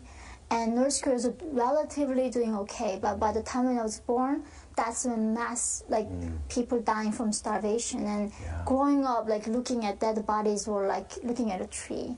Nobody told me that I had to feel bad for those people. I only learned the concept of compassion when I went to South Korea. When people taught me the word what compassion was. Yeah. Let's talk about your escape from North Korea and the journey, the challenges that went along with that. What was it that gave you that spark or that idea of maybe we should go somewhere else? It was seeing the lights at nighttime. I was living in the border town of North Korea called Haesan. And then at nighttime, I was seeing the lights in Chinese side. And I was wondering, why do they have lights? Maybe if I go where the lights were, I could find a bowl of rice. And with that clue, we decided to escape from North Korea. Wow, for a bowl of rice, that speaks volumes in terms of what that was like. You made it into China, but that didn't make life necessarily any easier for you. In some sense, I guess a lot worse. Because when we got to China, I was sold from my mom away from her, and we were both sex slaves in China. So this is a common fate that North Korean women facing in China. So when they go to China, instead of Chinese government protecting us, they send us back to North Korea, which means we are gonna get executed and tortured and die. So we are extremely vulnerable, and there are human traffickers take advantage of our vulnerability and set us as sex slaves. Yeah. So you go towards the light, then you become a slave in essence. Yeah. How did you get from there to the next step? What was that moment, and what kept you going in all of that? I think one thing that I learned from my own father was that he taught me no matter what in life, that life was worth fighting for, no matter what. So even as a sex slave, I had to keep fighting for my life. And after 2 years of my slavery, when I was 15 years old, we met the Christian missionaries from South Korea who were rescuing North Korean defectors to freedom. And they helped us to go to South Korea through Gobi Desert to Mongolia. Wow. Describe that journey quickly for us. So these missionaries told us, because North Koreans don't have passports, right? That we were like searched for everywhere. So they said there's a way to go to South Korea, which meant we had to walk across frozen Gobi Desert into Mongolia from China. And somehow, with a miracle, we made that journey. And then from Mongolia, they helped us to go to South Korea as refugees. Wow. And then from there, obviously, so now you're in a refugee status. Talk to us about that part of the journey in terms of going from refugee status to America and beyond. Yeah, so I was sent to South Korea, and I was there for 5 years. And I came to America 8 years ago to study at Columbia University. So as you never know what can be possible in life. Yeah, it's so amazing as you look at that. As you look back at that journey, Give us one thing that really stood out. What was a principle or something that kept you going throughout that whole journey? I think my case is there's something beyond you. I think for me that was God. You know, a lot of times He carried me through that desert. He carried me through all that journey. So I think, so statistically speaking right now, over the last 80 years, there's only about 209 of North Koreans made it to America. Literally. Wow. So little number, and I was one of them. So I think this is something is beyond you. Yeah. And I think I don't know why I was chosen, but I was chosen. We're going to stay with my conversation with Yomi Park, North Korean defector and champion of liberty. We're going to stay with that conversation. Stay with us. We'll be right back.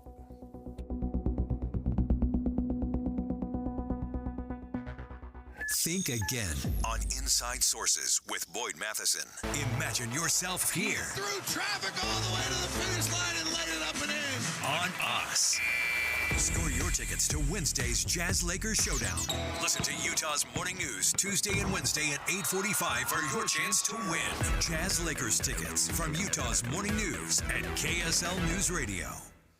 Hercules First Federal Credit Union is your place for all of your financial needs. It's an extraordinary group right here in our community. They've always been about community, always about growing stronger together. They've been doing this since 1946. And right now, you can have a special way to recognize their power and the influence they can have on your financial future. Right now, you can get your Hercules Gold Tier checking account with ultimate identity theft protection, cellular care coverage, full-service travel benefits, and all kinds of cashback bonuses and much more.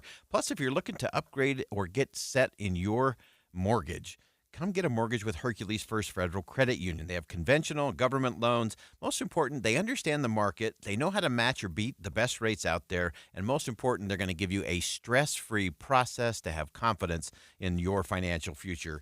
You can find branches and locations for Hercules First Federal Credit Union in Taylorsville, Harriman, Riverton, or Salt Lake City. But as always, with our friends at Hercules, you can just find them online at HerculesCU.com. That's HerculesCU.com.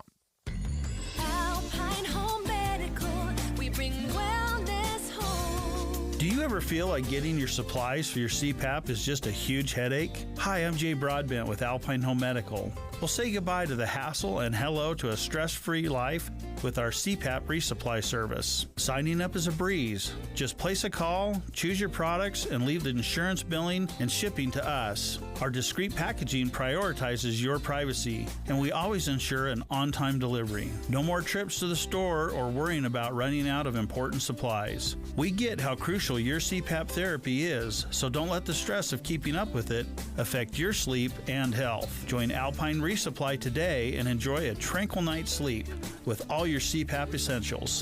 Visit us at alpinehomemedical.com. Alpine Home Medical, we bring wellness home. That's alpinehomemedical.com. In order for small businesses to thrive, they need to be smart, efficient, savvy, staying ahead of the market at every turn, finding ways to do more with less, and taking advantage of every opportunity that comes their way. That's why Comcast Business is introducing the Small Business Bonus. For a limited time, you can get up to a $1,000 prepaid card when you switch to Comcast Business, the company with the largest, fastest, reliable network. So if you're a small business owner, don't wait. Call or go online to learn about the $1,000 bonus today. Give your business a head start in 2024. Get started with fast speeds and advanced security for $49.99 a month for 12 months with a 2-year agreement. Call or go online to switch today. Ends 2/21/24. Restrictions apply. New customers only with 50 megabits per second internet and security edge. EcoBill and autopay required. Equipment, taxes, and fees extra. Prepaid card offer requires premium internet. The life of a small business owner. Keeping the lights on, calling all the shots. And then there's workplace accidents. 500-degree ovens, rusty nails. Danger lurks around every corner. Workplace accidents can happen, but there is an easy way to keep your employees covered. Talk to your agent about workers' comp coverage from Pi, or go to piinsurance.com and get a quote. Safety first, then Pi Insurance. Individual rates, offerings, and savings may vary, subject to policy terms and conditions. Not available in all states and situations. Hey, I'm Andy. If you don't know me, it's probably because I'm not famous. But I did start a men's grooming company called Harry's. The idea for Harry's came out of a frustrating experience I had buying razor blades. Most brands were overpriced, overdesigned, and out of touch. At Harry's, our approach is simple. Here's our secret. We make sharp, durable blades and sell them at honest prices for as low as $2 each. We care about quality so much that we do some crazy things, like buy a world-class German blade factory. Millions of guys have already made the switch to Harry's, so thank you if you're one of them. And if you're not, we hope you give us a try soon. Harry's is available online and in-store at a retailer near you. Get a $13 trial set for just $3 at harrys.com/news. That's harrys.com/news.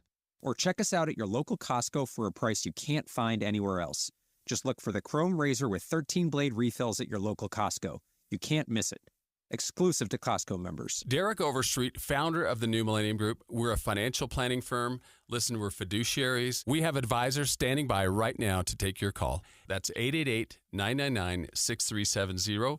888-999-6370. The reason you're going to want to call is we're going to help you retire 3 to 5 years before you thought possible. Now, imagine how that would be if you could actually retire 3 to 5 years sooner than your plan was. The way we do this is by putting together a step-by-step plan, taking into consideration any rental properties that you have, any pension income that you have, your Social Security. Listen, we put that all together for you in writing. It will allow us to build your income based on inflation. You know, inflation has been rapidly rising. You and I both need a plan that whatever we start out our income at, in 5 or 10 years, we're going to need 40% more income. So if you're one of those people listening and you'd like a plan in writing, give us a call at 888-999-6370. That's 888-999-6370, or go to utahsfinancialplanner.com. Boyd Matheson. Listening to Inside Sources is a little different from just reading the headlines because we're always going to get you into that think again moment.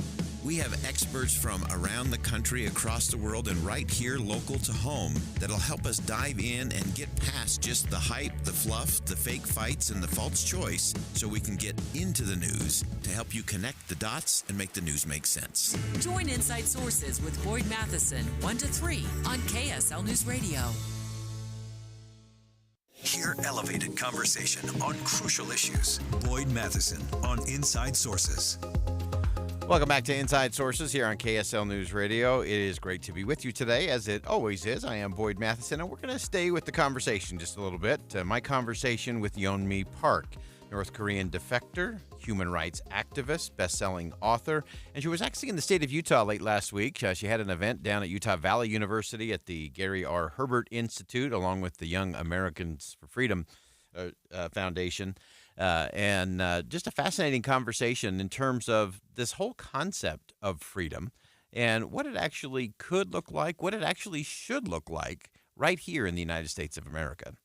Yeah, I think this one I was not prepared to see this in America when I came here. As I mentioned before, I came to America to study at Columbia University.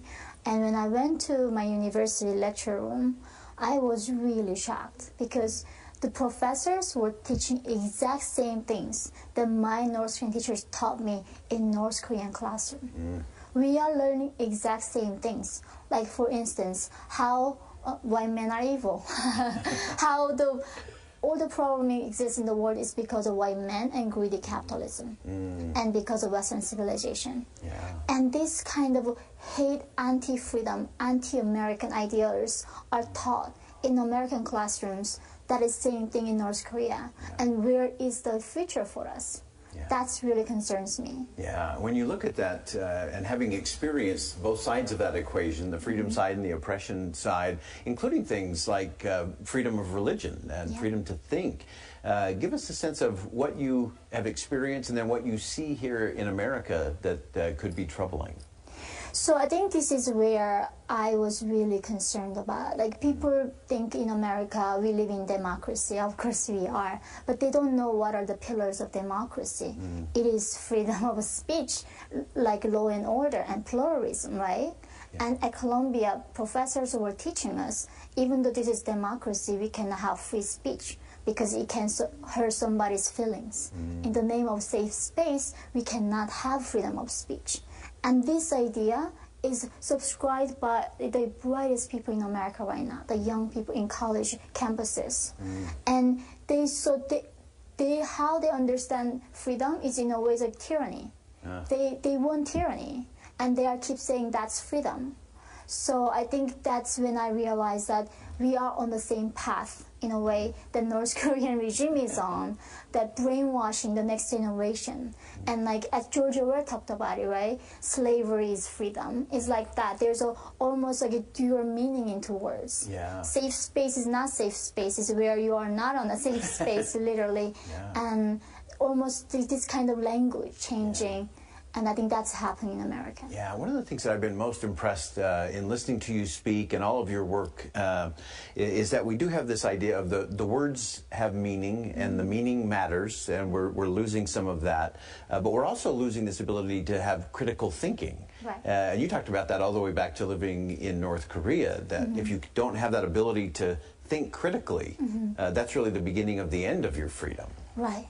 I think this is the thing. The fundamental to think critically, you have to have ability to talk. The reason why people go to therapy, because that's how we think. We think by talking. That's what humans do. And when you block people talking, that's how you control what they think, even eventually. That's why the North Korean regime makes sure that people cannot talk about certain subjects and cannot use certain words. And now in America, in the name of safe space, we are doing exact same thing. And that's why we have a generation of people who cannot think critically right now.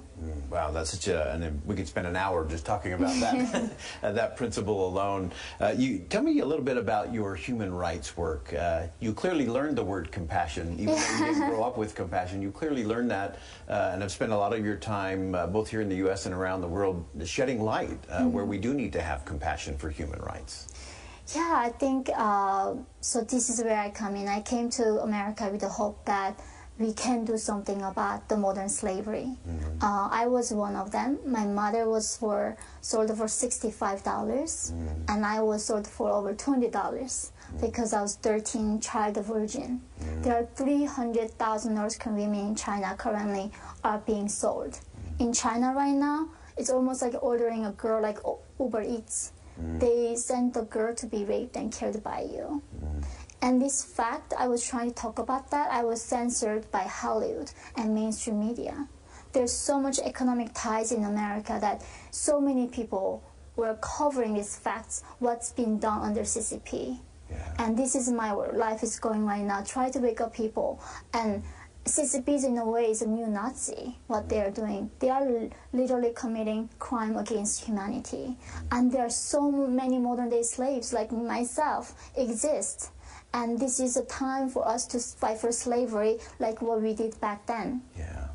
Nothing more important. As you look at the path forward, as you travel around the country in particular, you speak to a lot of young people for sure. What is it that you hope that we all think a little differently about when it comes to our freedoms here in America? I think that's a thing, like where people in America right now, especially the generation of Americans who grew up in freedom, like who were born in freedom, they somehow think that like freedom is a given condition, right? Like it's like a breathing air, so natural that you have freedom. They don't understand how fragile, how unusual that for human to be free actually. Being a free man is like a real unusual thing even in the modern world. Right now, more than 4 billion people living in somewhat authoritarian dictatorship countries. So they don't even understand being free is like an unusual thing right now. So I think that's what I want them to understand. Freedom is so precious. And if you lose it, you might never get back. Yeah, it is fragile, isn't it? As we have it really is. Such an important part of that conversation. Give us one last thought. Give us one thing that we should all think about today when it comes to freedom. So I think this is where I really want us to understand. Look at South Korea and North Korea. Same exact history, exact same tradition and country and people. One country chose freedom, one country chose socialism. What did it become? The one country become a country of BTS and Samsung, right? One country is known for starvation and concentration camps. So if we gotta subscribe to the right ideas in America too, because we can easily become like North Korea if we choose the wrong ideas. That's my conversation with Yomi Park, again, a defector from North Korea, someone who is spending a lot of time on humanitarian work all around the world to really shed the light on crucial conversation that freedom is fragile. Freedom is most definitely never free. And freedom is up to each one of us. It doesn't automatically happen. We have to be willing to fight for it by what we do, by what we say, and by how we say it. If you want to see all of my conversation with Yomi Park, you can check it out at Sunday Edition at ksltv.com. And we're going to go ahead and step aside for some bottom-of-the-hour news. When we come back, Representative Celeste Malloy is going to join us. She's got a new bill protecting Utah's watersheds after wildfires and a host more. Stay with us. We'll be back after bottom-of-the-hour news.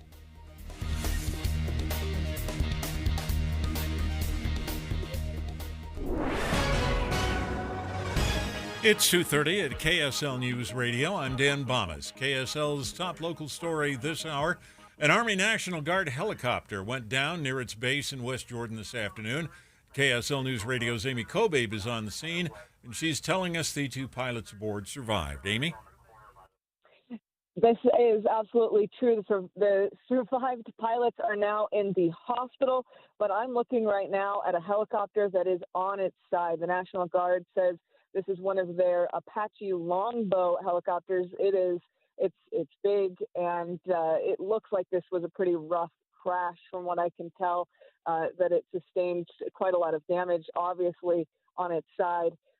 We are waiting for more information from the National Guard, but for now they are on scene and investigating this with two of their pilots recovering in the hospital. They say stable condition, but no more about what kind of injuries they may have sustained earlier today. This was just about an hour ago that this crash happened. Reporting live in West Jordan, Amy Kobabe, KSL News Radio. Our top national story this hour from ABC News. Police in Houston have now identified the suspect in Sunday's shooting at a Houston megachurch. They say 36-year-old Genesee Moreno entered the church along with her 7-year-old son. She began firing an AR-15 rifle in a hallway at the church. The suspect and her son were both shot, and Moreno died. She acted alone. We do believe this was what we term a lone wolf, lone suspect situation. We do not believe this is part of a larger nexus. She is not part of a larger group. A police commander in Houston. The boy is in critical condition. No one else was hurt. Your money at this moment, the Dow Jones average up on the day, finishing trading at 125 points higher. And the NASDAQ was down 48 points below where it started. The S&P 500 down about 4 points. Our KSL weather will be sunny the next couple of days. That's next. KSL News Time, 2:31. You know what's great about KSL's traffic coverage? Trained traffic reporters and real listeners. Trading information and making the commute safer and faster for everyone. Every 10 minutes on the nines, we have you covered on KSL News Radio. One of my favorite reasons to come to NPS is the incredible deals that you can get. And it just depends on when you go in as to what you're going to find. But what you'll always find, Steve, is amazing deals of at least 30 to 70% off. But what NPS does so well is they have additional deals for more than the 30 to 70% off. Like some of the stuff that's going on during their Valentine's Day sale going on through Valentine's. Yeah, I noticed that a couple of things. Kitchen supplies, 25% off. Bedding and linen, that's always a popular item. I bought a set and I thought, oh, for $50? That can't be good. For a king-size bed, they were amazing. The best sheets I've ever bought. Well, and I am interested because dresses are 60% off right now, and it's the season to start finding prom dresses. It's the season for these Valentine's Day dresses. No, for my daughters. Oh. We spent a whole day trying to come up with dresses, so come to NPS where you can get them 60% off. 4 locations, 1150 North Main in Layton, 475 North State in Orem, and 2 locations, industrial and retail, at 1600 Empire Road in Salt Lake City. NPS, a nice place to save. Going to a Jazz game is more fun together. Host an unforgettable night at Delta Center with colleagues, friends, families, whoever. Group tickets are the best way to get everyone together to cheer on the Jazz. Pick from a variety of options for seating, dining, and game day experiences. Start planning your big night at the game by calling 801-355-DUNK, emailing group sales at utahjazz.com, or simply visiting utahjazz.com/tickets. Tonight on KSL, if you choose not to tip, you could pay the price. I was like, wow. KSL investigator Matt Gephardt digs into the new push to get your gratuity before any work is done. You've already got the money. Does it change your motivation to hustle? See how it's attracting workers. 0 tip. I was pretty much working for charity. But at what cost to you? It's really run amok sometimes. What to consider before you fall into the pre-tip trap tonight at 10. Getting help with electrical repairs is easier than you think. All you have to do is call Any Hour Services or schedule an appointment at anyhourservices.com. No one helps more homeowners than Any Hour Services.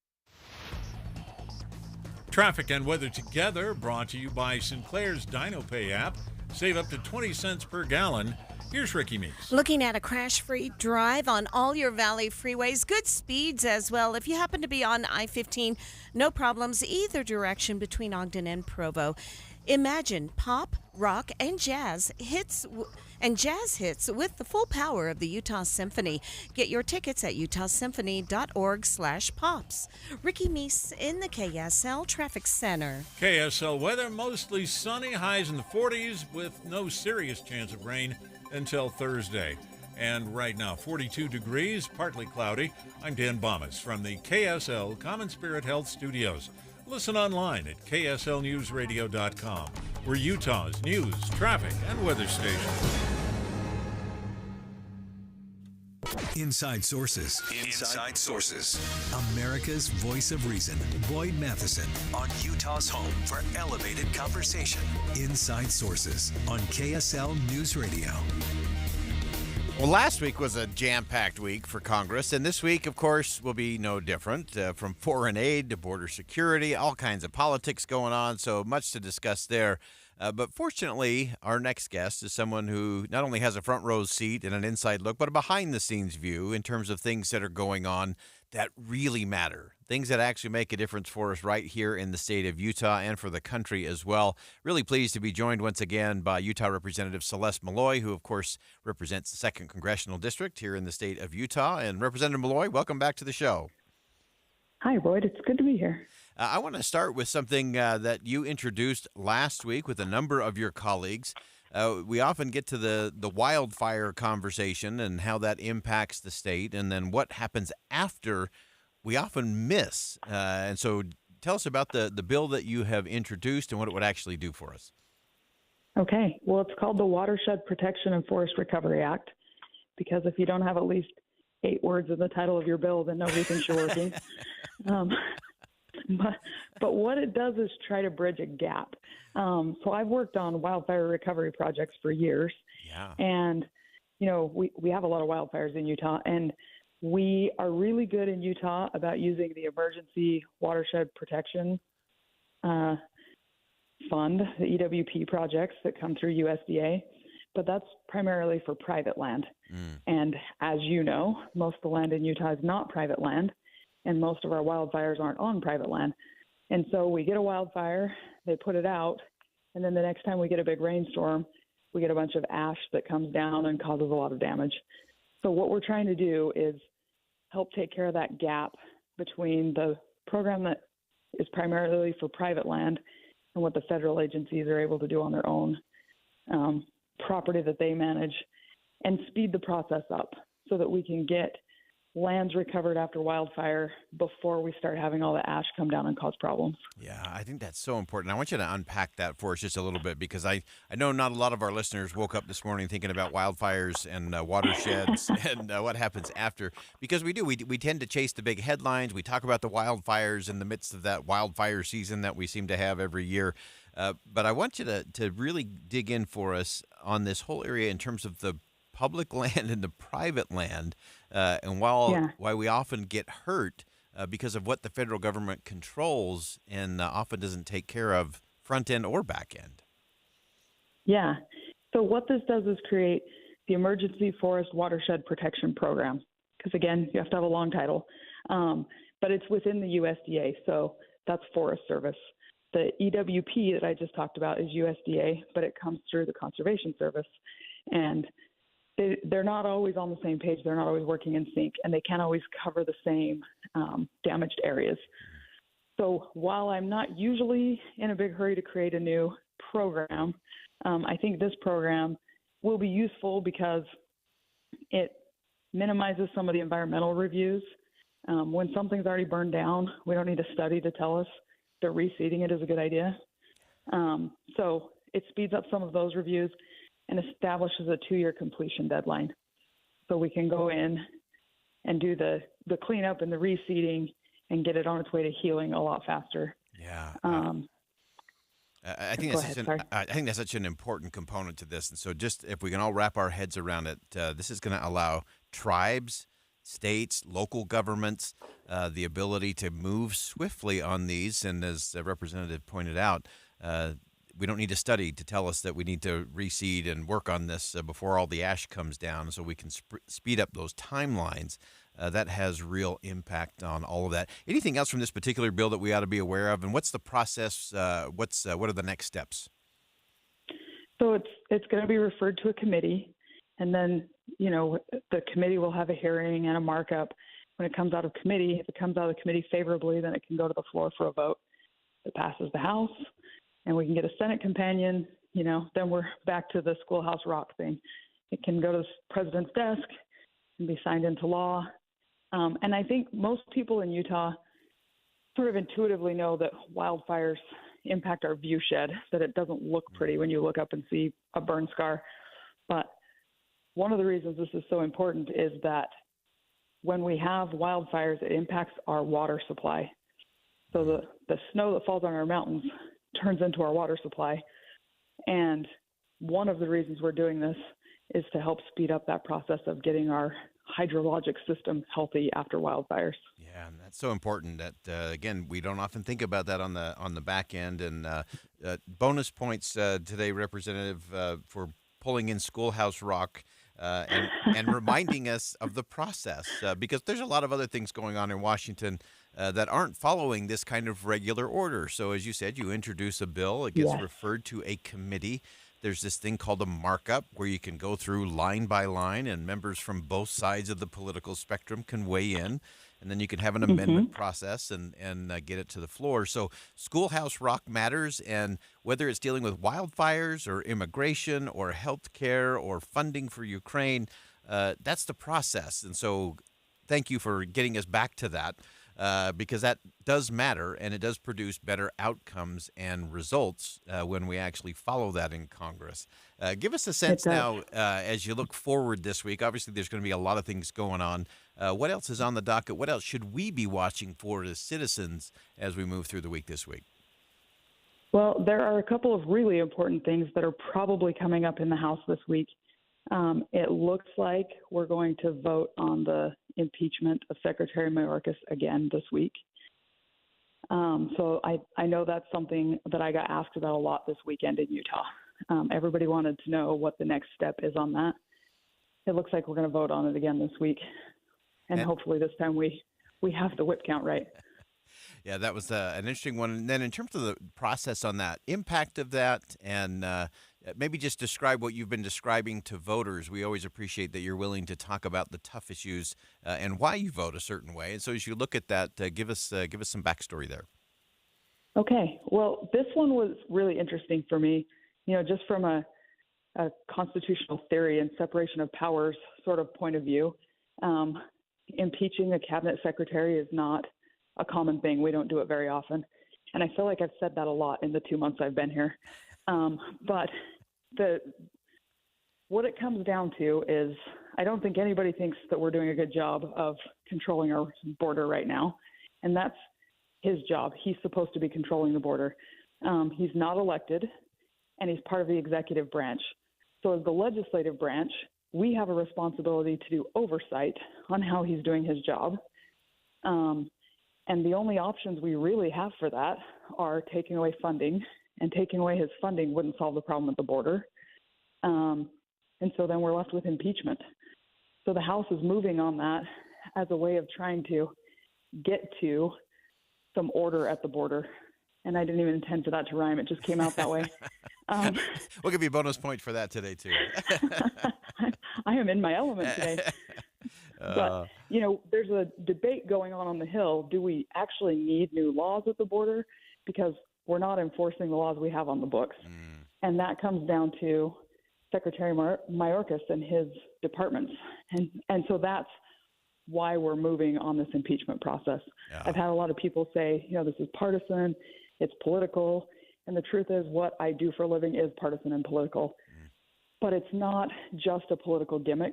It really is an attempt to get us to a place where we can have some law and order on our southern border and have some control over it.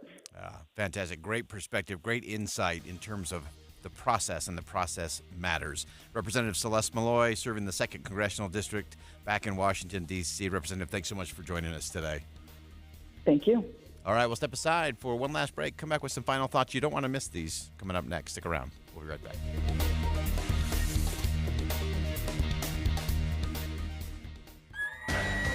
The biggest hunting show in the West is back, along with Utah's top 200 hunting permits for just $5 each. It's the Western Hunting and Conservation Expo in Salt Lake City, February 15th to 18th. Talk with hundreds of guides, outfitters, and exhibitors. Book a hunt, see the latest gear, and best of all, you could hunt Utah's biggest bucks and bulls for just $5. It's all at the Western Hunting and Conservation Expo, produced in cooperation with the Utah Office of Tourism. Get tickets and details at huntexpo.com. This Monday Tax Tip is brought to you by Susan Spears, CEO of the Utah Association of CPAs. In 2021, Congress passed the Corporate Transparency Act. This law creates a new beneficial ownership information reporting requirement as part of the U.S. government's efforts to make it harder for bad actors to hide behind anonymous entities as part of illicit financial activities. In the U.S., it is estimated that 32 million companies will be required to make this filing to the Financial Crimes Enforcement Network, FinCEN. To find out if your organization is exempt, contact your CPA. Get the most out of your income tax preparation when you hire a CPA. Go to uacpa.org to find a CPA that's right for you. That's uacpa.org. uacpa.org. Listen to KSL on Monday for more tax tips from the Utah Association of CPAs. When was the last time you gave your carpet the love and attention it really deserves? Not only is your carpet one of the biggest investments in your home, but it's also the biggest air filter in your home. If your carpet hasn't been professionally cleaned, you're breathing in all sorts of nasty dirt, dander, and germs that keep recirculating again and again.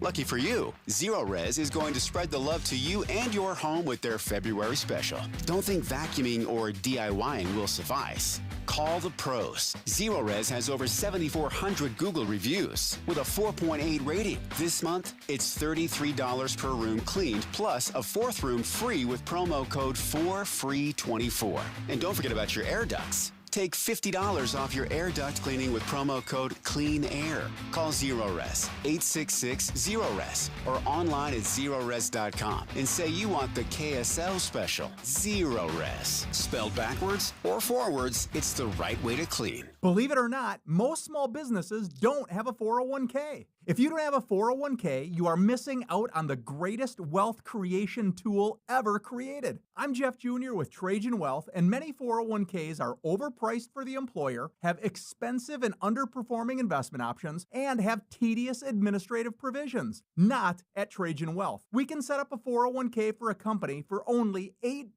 per employee, a $65 per plan fee, plus a small advisory fee. That's right, not thousands or even the tens of thousands you've been quoted. And do it all in less time than it takes to sit in traffic. If you have 5 or more employees, these 401ks will help you attract and retain top talent. And if you're an employee and don't have a 401k, tell your boss, call Trajan Wealth today. Call 801-899-7600. That's 801-899-7600. Services offered through a third-party partner. Are you stressing about your IRS tax problems? Have you received notices from the IRS threatening to garnish your wages, levy your bank accounts, or seize your property? You need an ally. Allies Tax Relief has tax attorneys and enrolled agents that are ready to fight for you. They have saved millions for taxpayers just like you. Allies Tax Relief can help put a stop to IRS collections and, most importantly, negotiate your tax debt. Here's Brenda, a happy client of Allies Tax Relief. I owed the IRS around $57,000, and they're about to start garnishing my paychecks. I heard a commercial on the radio about Ally's tax relief, so I thought I'd give them a call. After a day, they were able to at least stop the garnishments, and after a few months of negotiations, I walked away owing the IRS only $301. If you owe the IRS, call Allies Tax Relief right now for your free consultation. Call 800-230-5174. 800-230-5174. That's 800-230-5174. With interest rates coming back down, I bet the real estate market will pick back up in 2024. We're already seeing that, Tim. Yeah. But it doesn't really matter how the market is doing when you have the right team. So if you're looking to sell your house, now you want to downsize or you need more space, you need the Stern team. The Stern team has taught us, I can think of a handful of things that I would worry about if I was buying or selling, but there are 100 details that are involved in selling a home, and they have lots of people that are handling every detail so nothing falls through the cracks. And they have so many different options. I mean, I worked with Cammie there at the Stern team, and she was awesome. But if you need an instant cash offer, you can do that. If you need to buy before you sell, you can do that. They have flexible fees. They also have people that they represent that are looking to buy a home, so maybe they can make that perfect connection within the Stern team. So don't put off selling your house or buying a house because you think the market isn't just right. The market is right with the Stern team. Go online to sternteam.com or just Google the Stern team. This Friday from 10 to 1, the movie show comes to Sound Sleep Medical. But first, take the time to learn about a better night's rest. Sound Sleep Medical delivers oral appliance therapy that treats sleep apnea without the use of CPAP machines. They're professionally fit, warranted, and covered by most major medical insurance. End the days of a poor night's sleep. Sound Sleep Medical will help. Call Sound Sleep Medical at 801-716-8672 for details. Sound Sleep Medical. 3 things you need to know this hour. I'm Dan Bomas. First, 2 pilots survived when their Apache helicopter went down near the Army National Guard base in West Jordan. Second, a bill to make adoptions easier and less expensive in Utah has passed the state Senate. And third, police have now identified the woman who fired shots inside the megachurch led by Joel Osteen. Right now, 43 degrees, partly cloudy in Salt Lake City. And back to Inside Sources on KSL News Radio. Hear elevated conversation on crucial issues. Boyd Matheson on Inside Sources. Welcome back to Inside Sources here on KSL News Radio. It's great to be with you today, as always. I am Boyd Matheson. We're going to close out the program today with a little think again moment. We often talk about all the clashes that happen in our political left and right, the divide and the division that's often fueled by political campaigns, campaign cash. And it's important for us to step back and think again about real relationships with real people and how when we actually get to know somebody, everything changes. Even if you completely disagree with them politically or otherwise, everything changes when you actually get to know a person. And, of course, we mourned the loss of country singer Toby Keith, who passed away not long ago at the age of 62 after a bout with stomach cancer. He passed away on February the 5th. And, of course, Toby Keith was known for his pro-American anthems, his big, bold red, white, and blue, those kinds of things that were clearly on the political right, so to speak, in terms of their mantra and focus. And we want to talk today about a very interesting conversation and an interesting relationship between Toby Keith and Stephen Colbert. Of course, Stephen Colbert is much more to the left in terms of his political philosophy and his stinging, sometimes biting comments towards the political right. But these two came together in a most extraordinary way. And Stephen Colbert delivered what I think is not just a great tribute to his friend, Toby Keith, think again about that, but gives us a model of how we all ought to look at each other just a little bit different. Now, folks, as you've probably heard, last night we lost one of the greats. Country music legend Toby Keith passed away at the age of 62. Now, I was shocked and saddened when I saw the news this morning. I knew Toby was ill, and he'd been fighting stomach cancer for some time, but I still had hope that we'd see each other again and that we would hear him on the stage. Because I was lucky enough to become friends with Toby over the years, as improbable as that seems. We met very early on the Colbert Report, And back then, there was a not-so-helpful legend that I had knives out for some of my guests, and it didn't help that at the beginning I sometimes did. And I remember having some kind of plan for Toby, I think related to his boot in your song, but right before I went on stage, I remember vividly looking down at my shoes and saying, "What are you doing? You're a host. He's your guest. Make him feel welcome. See who he is." And what do you know? We hit it off like a house of fire. I couldn't believe how much I enjoyed talking to Toby Keith. And evidently, Toby had a good time too, because after the show, I was headed to a post-mortem meeting, and he was coming out of his green room, and those rooms were on the same hallway. And as he was heading for the door that goes out onto 54th Street, he turned and caught my eye and said, "Hey, man, you do a great job. Whatever the it is you do." And I took that as the greatest compliment, so much so that my then head writer, Allison Silverman, for Christmas, had that stitched on a pillow for me. And it has been in my office ever since. That day, Toby taught me not to prejudge a guest and to have my intention, but to keep my eyes open to the reality of who they are. And for that lesson, and for a lot of other things, I'm always going to be grateful.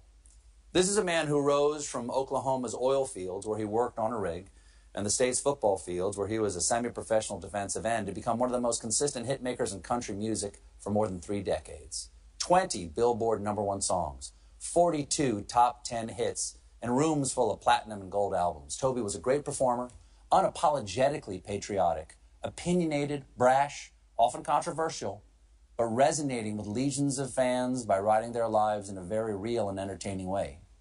So we had him on a lot. He was always fun. He was in my Christmas special back in 2008.